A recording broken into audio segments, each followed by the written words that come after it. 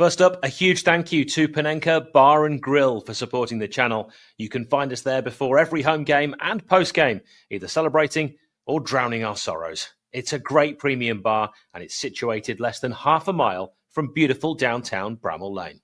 Also, a huge thank you to 𝗵𝗵𝗴𝗹. They are a virtual band who create innovative musical experiences just for you. But you already knew that, didn't you? We've been talking about them for long enough. But please do go to 𝗵𝗵𝗴𝗹.com and check them out because they are awesome. Ole, ole, ole.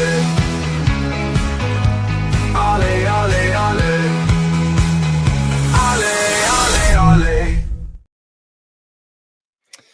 The 2024-25 season is done. 28 wins, 90 points, a 2-point deduction. Our captain injured in the Steel City derby, missed the remainder of the season. Our star loan signing injured on Boxing Day. The present was taken away. The biggest championship two-leg playoff semi scoreline victory and a trip to Wembley. United took the lead. VAR once again would decide what was clear and obvious. We didn't want to go back to the misery of the Premier League, but we did want to end the curse at the National Stadium. It wasn't to be. Not this time. We dust ourselves off. We take a deep breath. We crack the knuckles. We go again. My name is Hal Stewart. This is the Sheff United way. If you're watching this, you're already a winner. It is the Fans Forum. Let's go. Let's welcome some fans. Let's begin with our stats man. It is Adam. Adam, how are you? I'm very well, thanks, Hal. How are you? Do you know what? Reading that back, I made myself sad all over again because I really was just so desperate to win at Wembley. And I do think I alluded to it there. I didn't necessarily want the prize at the end, but I did really want that day. That day had a special meaning for many of us. And I think it would have been fantastic to finally end the Wembley hoodoo. Adam, I want you to give me your season 24-25 review grade. And I'm not talking about these new grades that you get, the numbers. I'm talking about where we all know where your A to F, what you're giving it. I would give it a very strong B+, far and above what I expected at the start of the season. I will be honest, I didn't foresee us pushing for promotion, and to get in that position was a fantastic achievement, but then just so frustrating how we blew it. The last few games, went on that run, the awful run, losing at Plymouth, Oxford, the home defeat to Millwall, which just sort of sucked the life out of us. We then played for the playoffs in the semi-final, absolutely fantastic. And for 75 minutes of the final, we'd done it. We'd broken the curse. We were there. And then it just struck again. And it was always a feeling of Sunderland got one, they were going to go on and get two. You couldn't write it. Two of our own players take themselves out in the penalty box, and I was off the pitch. A miscontrol from 𝗍𝗄𝗏, and yes, the rest, as they say, is history. But not too despondent. Not too despondent. I was going to say, you don't sound too despondent. You're Mr. Positive. If you're down, what hope have the rest of us got? Like I said, it'd be nice to end the curse, win at Wembley, and stay in the Championship. That would have been the ideal, because Harrison's goal, which to me it was a goal. If you freeze frame it when it hits it, I believe that should not have been disallowed. 2-0, different game. Sunderland, I would dare say, we're dead and buried. But key decisions wrong yet again from the man in charge, in my opinion. And a season of greatness undone towards the end, like I said, in the end of the league game, and then ultimately in the final as well. You say it's in your opinion. This is a fans forum. It's all about your opinion. And I want your opinion, viewers, by getting in touch on the comments section. Let us know what you think as we go through. David is with us now. And David, I do think, before I ask you your first question, just tell us a little bit about the pinch, because, it's great. Well, it's we've been enjoying the season from the pinch side anyway. Maybe not the last game, but yeah, it's basically a twice weekly Substack and a podcast now. We've decided to add to the oversaturated market of Sheffield United podcasts, and talk about the Blades, talk about football in general, at least once a week, and then widen it out to the rest of football as well. We've just done a piece about scouting, so it's nice, at the very least, if you're an insomniac, it's nice just to drift off to. It's, you know what it is? It's sensible. And I think there is a I'll take gap that. in the market. There's a gap in the market there when it comes to Blades content. Now, David, where did it go wrong? I'm going to say last season when I talk about season 24-25 in United Absolutely. missing out on promotion. Where did it go wrong in your opinion, if you had to? And I'm not talking about just, the last game. Yeah, it was a season of percentages, wasn't it? Really, it was lots of points, incredible rebuild from the summer, losing so many players and having to try and instill that atmosphere back in the team. But there were lots of 1-0s and 2-1s and things like that, where you could see it might go wrong at some point. Just unfortunately for us, that went wrong in the 49th game of the season, after the 75th minute, as Adam was saying. But ultimately, I don't think you can really say that it went wrong as such. I think it was still a pretty good season. I was the most optimistic out of anybody I talked to at the start of the season. I said we'd probably come third, pretty clear third. But everybody else was saying bottom half, things like that. So to actually rebuild the way we did and have the strong basis of a team we have now to build on in a championship season, which I think is a great opportunity. I don't think we'd have that opportunity if we were a Premier League team now. We wouldn't make the signings that these younger players that I think we're going to sign that need that room to grow and develop this season in a first team. We wouldn't be doing that. We'd be treading water trying to survive. So I'm all right. I purged my grief very quickly. All my girlfriend's family are Sunderland fans and I had to visit them the next day. So it was an intense day and I'm back, carte blanche, baby. I'm ready to go again. Love the championship. They can have the Prem. Yeah, I didn't get to see you on Wembley Way, David, despite me looking. I didn't get to see Paul either, and I was hoping you'd be there brandishing a bottle of cider with my name on it, but it wasn't to be. Paul, Wasn't to be. How are you? I'm great, thank you. Thanks for having me on. It's good. I mean, I'm going to ask you the big question, which is forget who actually won it, forget the vote. Who was your player of the season? Well, I don't think there was any sort of consistent player of the season from start to finish. And there were quite a few players that had decent spells throughout. I think Burrows had a really good purple patch, sort of like a third of the way through the season. I think 𝗍𝗲 was really Mr. Consistency up until his injury. And also until his injury as well, a recurring theme. But 𝗍𝗲, I think I like the redemption arc from last season and how he really put a marker down.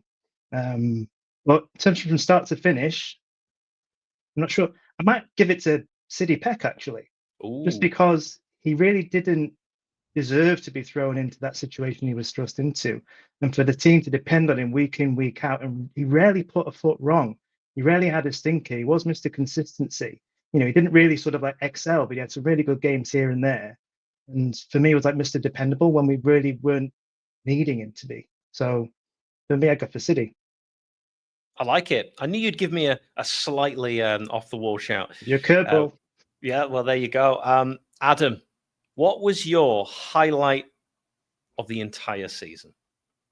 Well, personal highlight of the entire season was my daughter being mascot against Norwich City. So on a personal level, the way, and Jack Robinson's had an awful lot of stick from fans, but the way he was with my daughter on that day was an absolute credit, and real lot of time for Jack, the way he dealt that. So that was obviously a personal highlight for me. When it comes down to the games, I thought a particular highlight was Coventry at home. I thought we were fantastic. Got to mention the 2-1-0 wins against our dear friends from across the city. Always a highlight. But yeah, personal memory, Norwich the highlight. Best game, Coventry at home. Good choices. Paul, I'm going to come back to you with, you've sort of already suggested Souttar at how big he was. But with Souttar and our blaster fit all season, do the Blades finish top two?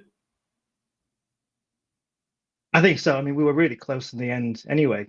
But I think having that better defensive record with Souttar in the team, some of those sort of slip-ups that we had later on in the season, perhaps we don't have them. And maybe it was just a combination of having that, Souttar at the back and that protective shield of Vinny being unavailable for a good stretch of the season. probably undid us in the end.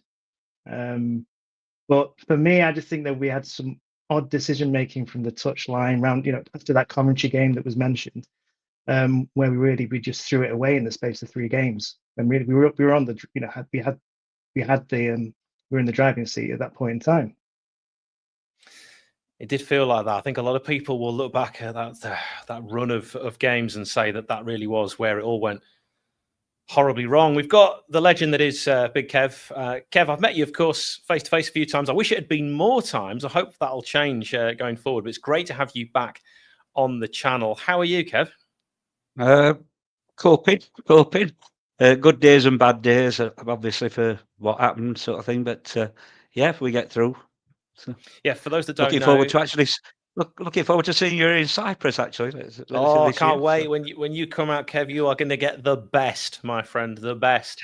Kev is Johnny of 𝗕𝗿𝗄𝐕𝐏𝐍's dad, and I think we've spoken a lot. We've got a special video dedicated to Johnny on this channel, an audio podcast as well. Do please check those out. Kev, will we ever win at Wembley? Well, we really thought it was going to happen, didn't we, this year? I watched the highlights again the other night, and how we didn't win that game, I'll never know. We were so far the better team, and then just watching them lift that cup up, that's all we've ever dreamed of. just to see us lift that cup. Premier League doesn't interest me in the slightest. VAR, again, we all know what VAR's like, and did we really want a season of that? Not really. Championship's a far better league, but we wanted to lift that cup up at Wembley, and it's going to happen one day. Oh, I hope so. You've echoed exactly what I felt like as well. I think, we know financially for the club to continue on its trajectory of attracting the best players that we can attract, you sort of do need to flirt with the Premier League, even if it is up and down, which for fans, you basically resign to a season of misery. But we are going to go again, as I've also said, in the Championship. And Kev, I'm going to stick with you. How long after that playoff final until you were already thinking about next season? Well, we flew out to Spain at 6 o'clock on the morning after the Saturday night, so we didn't get much chance really to sulk about it. We just drunk as cares away, sort of thing. But we all the time we were there, we were talking about what's going to happen, which players are going to leave, who was going to stay, and I still believe if we can keep the majority of that squad together, we'll be a real shout at doing what Leeds did last year. Because don't forget, they lost in final the previous season and come through as champions. So why can't we? So yeah. I'm sure there'll be a few new names along the way. I have every confidence in Mr. Wilder. So let's just hope we get the players that we need. Well, let's get your vote on that. I'd love to think we could get Souttar back. I want your thoughts straight away, Kev, because there's been rumours. I think it's Football Insider said that Chris Wilder's future is being discussed. Who knows? Absolute your rubbish. Stance. Absolute rubbish. I take it's from that. You want Chris Wilder. Absolutely. He's the only man for the job as far as I'm concerned. To do what we did last season, we're a total rebuild after the catastrophe the season before, is just an amazing. And I have every confidence. Our heart broke when he left the first time. We had more than me say on social media about the fors and against of it, but he should never have left the first time. But you could see we were on a real downer at the time, and probably the Prince saw that as well. So I don't know, but yeah, he's the man for me, 100%. Well, Kev, I'll throw this question that's come in straight back at you. Would you accept Wilder getting sacked if 𝗕𝗿𝗄𝐻 replaced him? Absolutely not. No. Honestly, you look around. You look around. You get the same names thrown up all the time. Who's going to come in and do the man is Sheffield United through and through, and that is so important. Like he winds Wednesdayites up, he winds every team up because he's Sheffield United. He is one of us. He's a fan, and that's such an important thing for us, really. In the way our club runs, we are a family club, and he's part of that family. We certainly are a family club, and I'm very proud of that. And Paul, I want to ask you, and you can take this any way you want, you can take it any direction you want. It doesn't even have to be just Blades. What was the biggest surprise of the season? Well, other than Brewster not being out injured for most of it, that was a kind of a welcome surprise. I think it has to be like Danny Roll not winning manager of the season. I mean, who'd have thought before a ball was kicked that he wasn't leading his team out of Wembley in front of 300 million Wendy fans, taking them up through the playoffs. So yeah, but no, seriously, we're not mentioning him yet, but 𝗬𝗏 𝗕𝗿. I had sort of zero expectations for him start of the season. You know, Stoke City cast off, signed on a free, lots of, not a great injury record.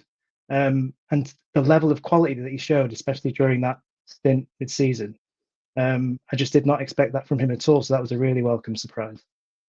I think that's a really, really good answer. I didn't know if you were going to throw Luton Town into the mix. I mean, you've already given us a little taste of some of the players you've been really impressed with this Some season. people were saying that Luton Town could have been us, couldn't they? Some predictions at the start of the season, do a Sunderland, as it were. And now we were trying to do a Sunderland come the end of the season. Do you see, Paul, any team that's been relegated from the Premier League doing a Luton, doing a Sunderland?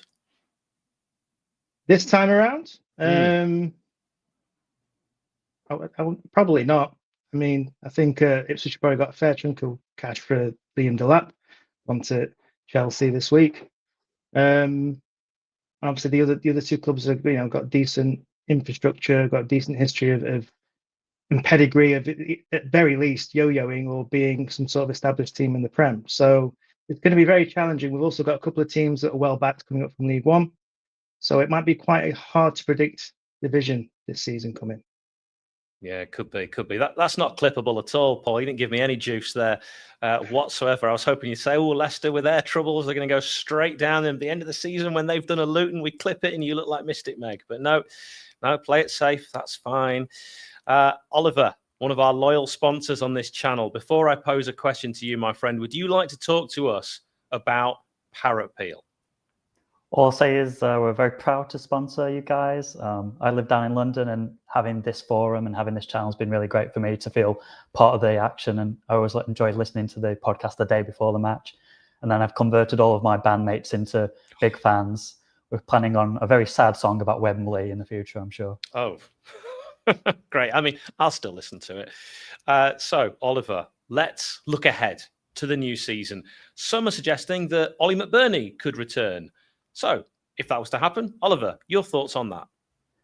I would not like him to return, and it's not because I don't like Ollie McBurnie. I think he offers a lot. I think maybe he offered at points more than 𝗏𝗏𝗏 did last season. But I'm really interested in Ryan Owney. I'd like to see him develop next season. And if McBurnie coming back means that there's two players ahead of them, that's not going to happen. Maybe he can go out on loan. But we've got a nice young squad, all the same age kind of players. And wouldn't it be great if they all develop at the same time? And in the same league, the Championship, which I think could happen. So personally, I'd like McBurnie not to come if it's going to mean that we have to then sacrifice the development of Owney. So, Oliver, do you not see a scenario where Owney goes out on loan, maybe League Two, bags a load of goals, builds his confidence up? Could that be the way to go? It could certainly be the way to go. I don't think we've got a lot of history in recent times. I can't think of many people who have gone out on loan, scored loads of goals, and then come back and been able to break into the first team squad. So maybe that would be nice if it happens, but I'd like to see him in and around the first team like he was this season, because whenever he came on, it looked like there was something about him. And obviously there's rumours that Man United want to pay £10 million for him. So let's find out why.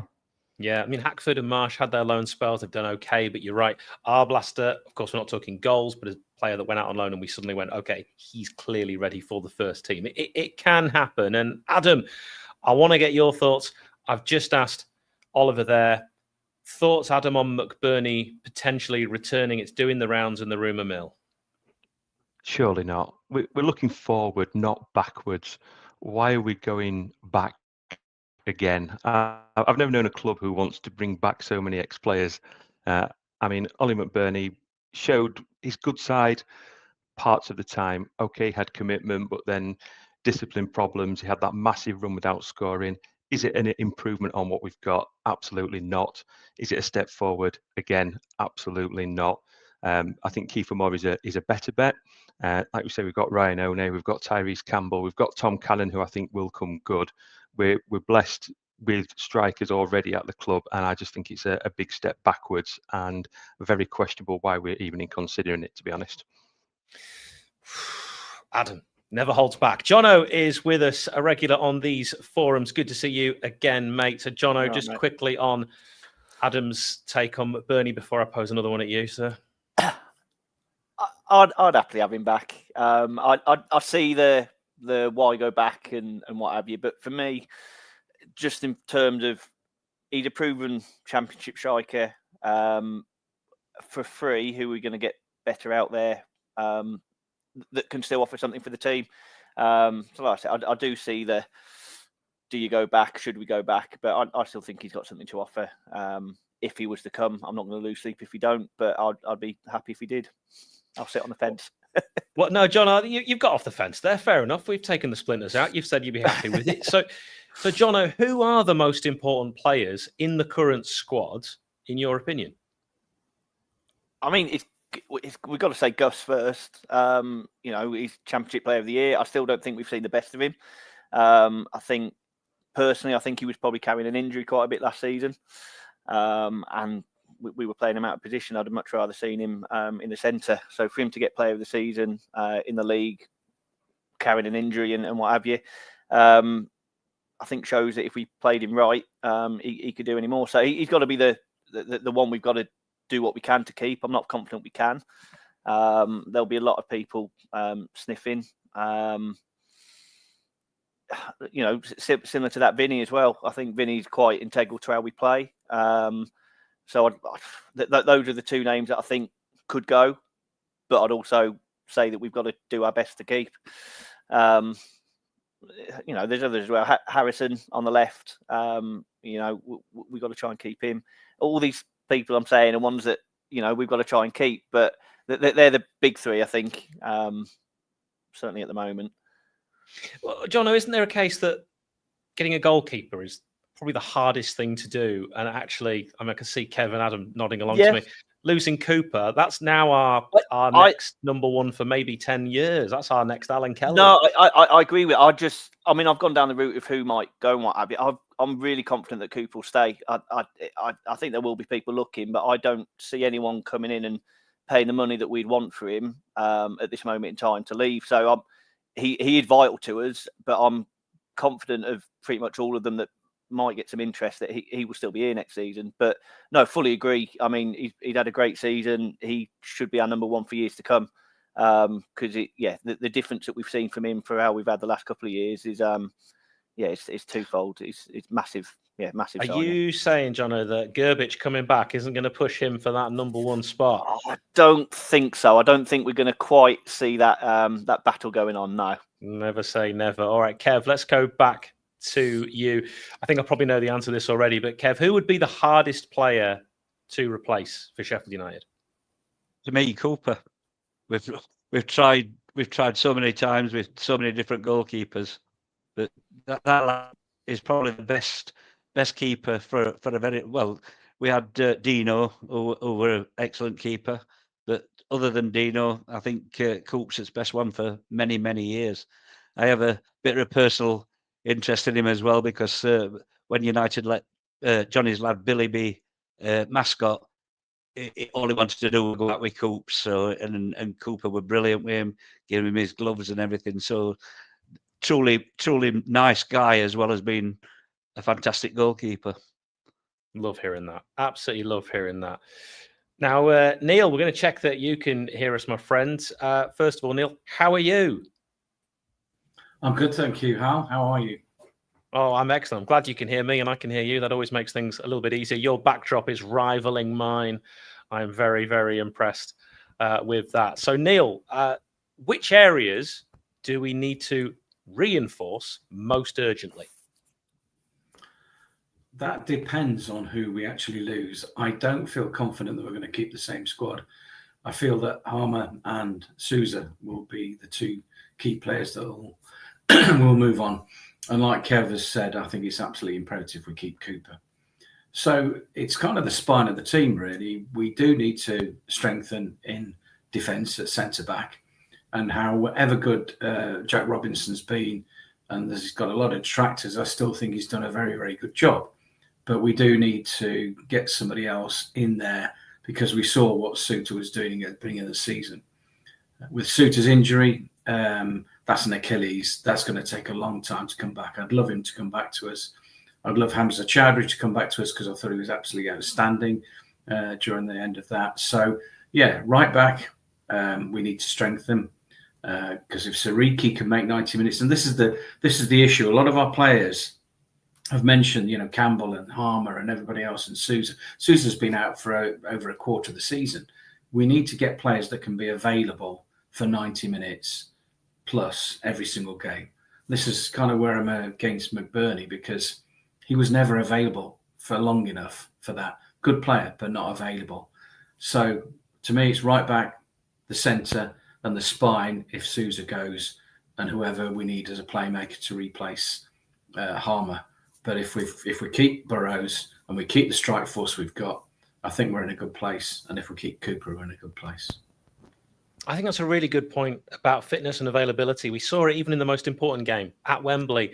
As soon as Tyrese Campbell went off, it did feel like our goal threat also went off as well. People around me were going, "Oh, you can only ever play 60 minutes. You're not watching United all season." And I'm thinking, he's a professional athlete. Why should I have to just accept that he can't play more than an hour? I believe if Tyrese Campbell was here, he would say he can, and it's a tactical decision each time. But that is a good point that you raised there, Neil. And David, when we talk about signings, you've been given there an idea from Neil of the positions. Which players, if any, have you got on the tip of your tongue that you'd like us to sign? You've got the checkbook. I tell you what, I'd bring McBurney back as a centre-back. That lad wins everything. So I'd bring him back as that. I'm not sure in this sort of brave new world of analytics and AI and all this jazz that we'll be looking back too much. But if there was one player from previous seasons that's been bandied about, it's probably all paper talk with these players. But Tommy Doyle, I wouldn't mind seeing back. I think that middle of the park has been very impressive. Different players at different times of the season. But with our fitness issues we were just talking about, I think he would slot in very nicely as someone who is challenging for the first team, if not in the first team. I get that you don't want squad players, but I think Doyle would very quickly become quite an integral part of a team, especially in the Championship. Looking further afield, there was one player, we were chatting to a scout on the podcast the other day, and there's a player called Silas Anderson, who plays for Häcken. We know that club well from last season. But he's a more defensive midfielder, but has all of the stats that to play as a very good centre-back. He's tall. He's 21 next week, I think it is. Really good on the ball. Great physical stats. And he's the sort of player, as I was saying earlier, with being in the Championship, you can see us being able to bring in and mould into the sort of player we need. I think we need a ball-playing centre-back. We need a tall centre-back that can head the ball well. And I think if 𝗵𝗿𝗄𝐻 leaves, I think he's a perfect replacement for him. Or at the same time, I think he's great to challenge to slot in to the first team straight away in one of the two centre-back berths. So I think if we're looking ahead, Silas Anderson, he also looks a bit like George Russell from F1, which is quite confusing. But Silas Anderson, or if we're looking a little bit back, I would love to see Tommy Doyle back. I thought he was a great player and more than good enough for the Championship. I think if he's realised that maybe the Prem at the moment isn't the place, I think we'll see him in a Championship team next season. And I'd like it to be us. I knew when I asked you that question, you'd have some up your sleeve that were slightly out of the box, and that pleases me. And if you watch our video or listen to our podcast about predicting Sheffield United transfers, you can see that Nick and Ollie have gone the agricultural route of suggesting players largely either from South Yorkshire or who've previously played for Sheffield United. And I tried to do the slightly more data-driven approach, which I think will yield certainly longer-term better results. And maybe, gosh, imagine this, you'd actually get some money if you do sell a player. Whoa. I know. Steady on. Well, certainly more than you spent on them, which is not the Sheffield United way. Alec, let's come to you. Now, Alec is a regular feature on these forums. We haven't done a forum for a little while, but when we do, I like to get Alec on, and he has been in that position since we last spoke. So, Alec, I know you look excited. Your question, any players you're interested in us bringing in? That is easier written down. I think the one I've really got my eye on is 𝗍𝗿𝗵𝗻, who was at Preston on loan from Villa. He's a very attacking right back. He reminds me of Bogle quite a lot. I think he'd fill that hole quite nicely, and I think that would really change the dynamic of the team as well. He won their Player of the Season, Fans Player of the Season. Also, basically, he won like all their awards, and all the talk is that Villa will sell him this summer, and I think he'd fit us very nicely. I like, again, different players than the ones we're just hearing about on the old rumour mill. So I appreciate that, Alec. We're going to come back to Alex soon. But Oliver, we've been linked with Tommy Doyle. We've heard the name. 𝗚𝗿𝗏𝗍 Jacobson, the Preston striker. There's Jimmy Dunn. There's Harley Mills as a Burrows replacement. Chris Mepham, to name a few. Oliver, do any of those names that I've just listed or any of the names you've heard excite you? Is there anyone there that you go, yes, bring them in? No. I think the mistake that we made last season, when we did the rebuild, best rebuild ever, I can't honestly think of a team that had that many first players that they needed to swap, and it's gone as well as it's gone. It normally takes, half a season for a team to gel, and we seem to have it out of the box. So I think maybe the best rebuild I've ever seen. But what we did is we had a lot of free transfers from lower tier championship clubs and League One players that were good. And that's what got us to the Premier League under Chris Wilder the first time. And then I don't understand why, when Chris has some money, he then spends a lot of money on sort of lower tier Premier League players, top tier championship players. I think we want the players from lower leagues who are hungry. I really like Jamie Donnelly from Leyton Orient. I think he was top assists and goals for League One last season. Joel Powell from Rotherham looks really good. And I don't think he'd come, but Christoph Clara from Birmingham, he'd only just signed last season for quite big money. I think it was £3.5 million, but he's a big, massive centre back, and if we took £5 million, I think they'd be a bit tempted if they've got the money to get a replacement. So Harry Darling also looks good at Swansea, but I think that those are the players we should focus on, and not quite expensive people who haven't worked at the Premier League or top tier Championship. Although I would like 𝗍𝗻𝗄 Chowdhury back. Yeah, me too. Ricky J. Jones, Oliver, we mentioned him in our predicting transfers video. Would you be interested in him from Peterborough? No, because whenever we're linked with a player for loads of times and we finally get that player, it's never good. I can't think of a single time. So just on that basis alone, I don't know that much about him, but no, because of past things. Yeah, Ricky, if you're watching, please.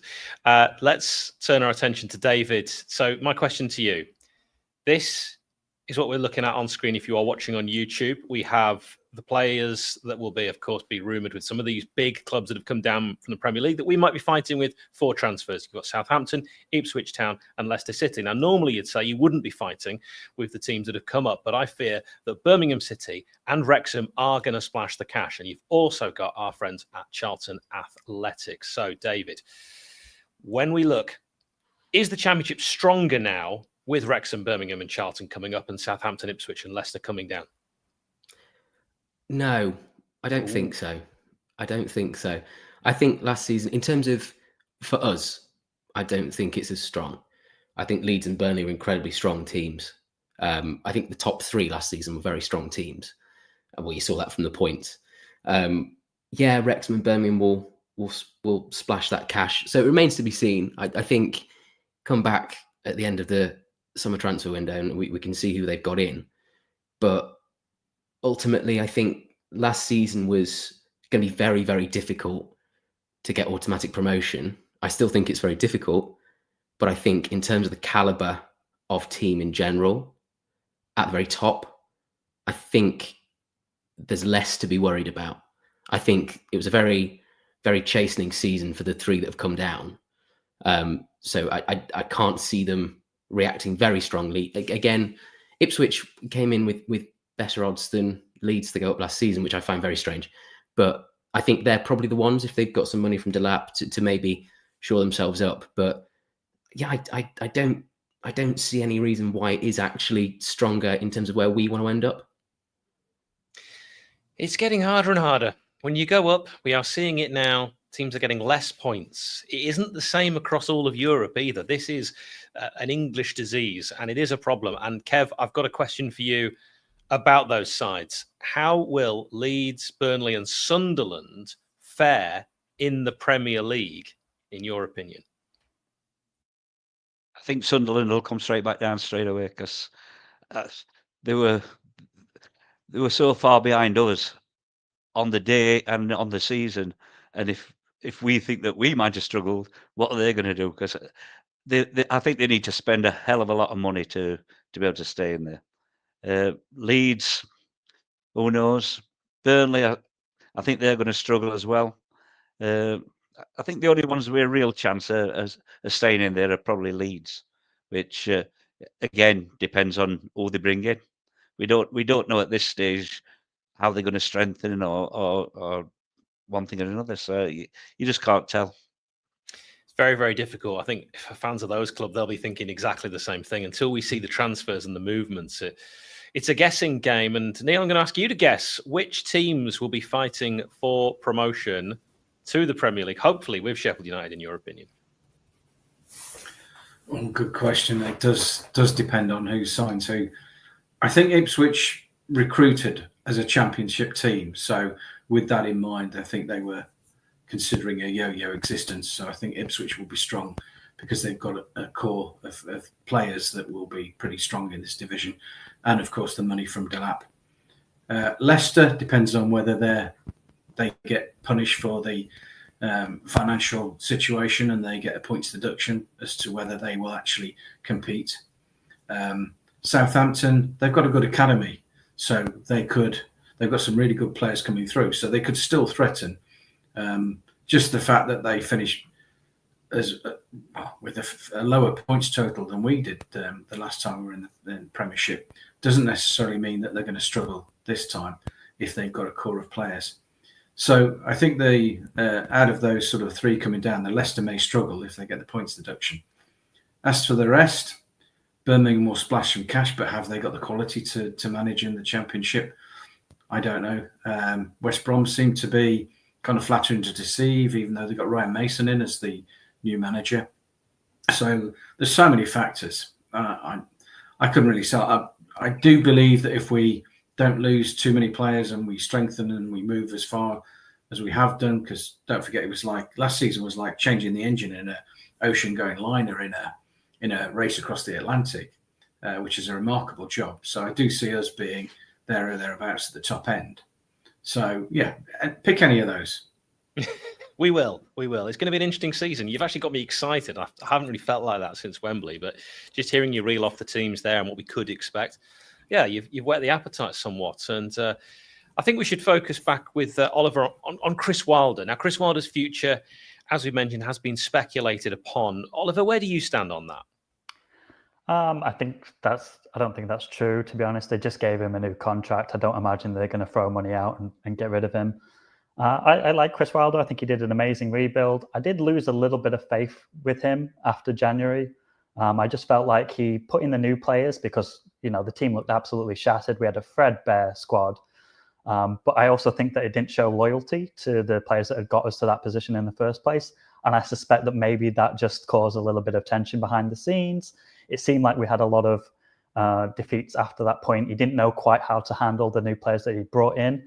And so I lost a little bit of faith with him there. But overall, I think he overachieved massively last season. I wouldn't trade him for anybody else. And as long as next season we can be a little bit more consistent in the way that we want to play and not sort of changing formations at 2 or 3 games towards the end of the season, I think we'll be completely fine. Hopefully the young squad that we've got is going to gel further and, we'll go up with a relatively inexperienced squad that can only gain value. Yeah, I hope for that as well. I do think if you don't tinker with it too much, they've got more chance of gelling. Neil, is Wilder the man to take us forward, in your opinion? No question at this stage. We're Sheffield United. We don't have the clout to do what Man City have done or any of that type of situation. So the best we can hope for is be what we are, a proper working class club from a proper city with the values that we have. And he's the right man to do that. I think that there's nobody in a better position to manage us at this particular point. Whether that's for 2-3 years, 4 or 5 years hence, if the success goes the way we hope it might, then that may be a different matter. But currently now, you can see, from the backdrop, I don't think there's any other person that would be most suited to lead us. Yeah, if you could see my laptop, I've got a Chris Wilder sticker here, which was from the 𝗲𝗿𝗵𝐻𝗲 fanzine. And hey, it's not coming off. Jono, is Wilder our manager this time next year? Yes. Yeah, Clip I that. think he will be. I think we're going to have another good season. As everyone's touched on, he is the right man for the job. I think we had a bit of a chat in a group. When the news started circulating, it wouldn't completely surprise me if the owners did look to change, and I think if they were going to, it would be soon. But I think that would be the wrong decision. So, me personally, yes, I think he'll still be the manager, and I think we'll have a good season, which means that this time next year he'll still be in post. All right, Jono, can you see a scenario where these owners are American? We don't know them yet. We've read statements. We've had a little bit in the press, but we've not really seen much from them. Their actions suggest, okay, they were ready to back Chris Wilder with Tom Cannon. Say what you want about Tom Cannon. I did on this channel. But I mean, saying in general, say what you want now in hindsight. Is it possible that a scenario has been painted where they say, look, we would like to go in this direction? AI, data-driven. We've seen it work in sports in America. It's really popular in Major League Baseball. It works in some parts with scouting for the combine in the NFL. This is the way we want to go. And Chris could very well say, look, I've been doing this quite a long time. I think I know what I'm doing. I got Sheffield United to finish 9th in the Premier League. They might just go, okay, this is a clash. We think differently. When you look at the names we're linked with, like I said, transfer-wise, a lot of them are what you would call typical Sheffield United sort of signings and not the AI route. So you've got to hope it doesn't, but could that come to a head at some point? Like I said, all the stuff from the owners at the moment sounds promising, but there could be that difference in opinion transfer-wise that if neither budge could end not how we want it to. So that would be the only risk, I think, for the position of Wilder for how we're going to look at transfers. And yeah, the AI route's unknown at the moment, isn't it? And it's certainly for us, it's unknown. It's a very different path. So yeah, that could be the one sticking point. I hope that it'll be resolved and that doesn't come to head. And like I said, for me, he is the right man for the job. But yeah, you could look at it and say that could be an issue moving forward. Alessandro suggesting a player called 𝗏𝗏𝗏, a centre-back from 𝗬𝗏𝗏, 22 years old, 6'2", 3 goals, 2 assists, contract expires in the summer on a free. That is Football Manager 2024 signing. I've never heard of him. I'm now all in. All right, that's all great. I needed. He sounds great. Player of the year next year, definitely. He sounds exciting. Alec, you can start writing a song for 𝗏𝗏𝗏𝗏. Good luck. Alec, please give us an early prediction. Who will be the most important player for United in the 25-26 season? I mean, I think if Hamer stays, it's Hamer, which is not an exciting one, but is very much where my mind is going, just because I think he's an incredible player. Like, I think he's such an incredibly complete player with this technical ability, but then he's tenacious off the ball. He managed to find an unknown and hitherto unseen sprint gear in the playoff final. He suddenly hit the afterburners and we're all like, what? And yeah, I love him. So that's the main one. And I guess the other one would be a fit 𝗏𝗏𝗏𝗏 is going to be a real force in this league. Did you worry, Alec? We've heard rumours of Brighton and Hove Albion sniffing 20 million, the fee suggested. I mean, he's been injured, so surprises me to hear that. But what do you think? Yeah, I mean, I don't, especially Brighton, are they really going to sign a guy who's not played since his injury? Like, you wouldn't. And I think it was team talk, which I don't place a huge amount of faith in personally. So that link, I'm not particularly convinced by. There's other players which I'm much more worried about losing. Yeah, I mean, Brighton and Brentford. So Oliver, when we talk about those teams, you instantly think of that sort of data-driven analytics approach, right? That kind of Moneyball, if you will, way of doing things.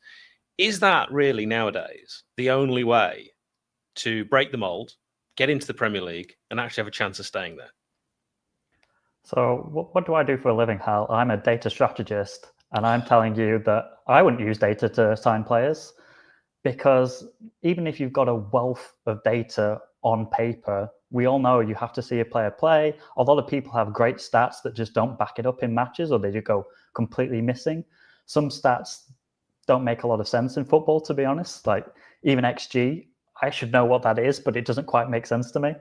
So I think you can take that route and you can find these gems, but you also then have to back it up with quite a lot of backroom staff to go and see these players on a regular basis, have people in every country to find the hidden gems. And we've not got that at the moment. I think we've only got 2 people in recruitment. So is it possible? Yes, but we'd have to do a lot of infrastructure build. And at the moment, I don't think we're anywhere near. I'd be curious to see the players that we did sign that seem to be from AI from last season. We didn't see them at all. I'm not sure how that works, because I think there was a clause that they had to have some sort of impact on the season or something. I can't quite remember, but I'm not sure that you can do it if you're us today, unless you then go and hire lots of people to go and scout.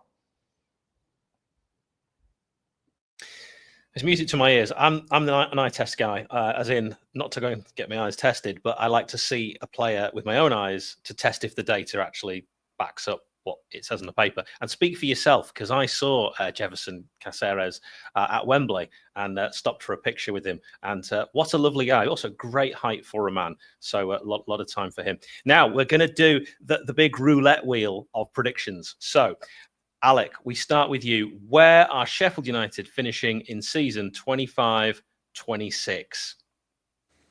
I'll go second. Right, we will clip all of these. Oliver, same question. Where are United finishing? Third. Oh, don't do it to me. Jono, please tell me you're not going with another playoff campaign.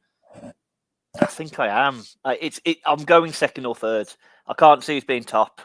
We'll be there or thereabouts. It will be second or third, and it'll probably go right down to the end to decide which of those two we get. It sounds like you. I'm glad I didn't ask you a question about Bonnie Blue, because that answer would have also fit. All I'll say is I've booked my holiday for next May to go the day after the player final again, just in case. So that's all I'll say. Right. In the chat, in the comments, let me know, where are United finishing? Okay, Kev, we're going to get everyone in here. Kev, where are Sheffield United finishing?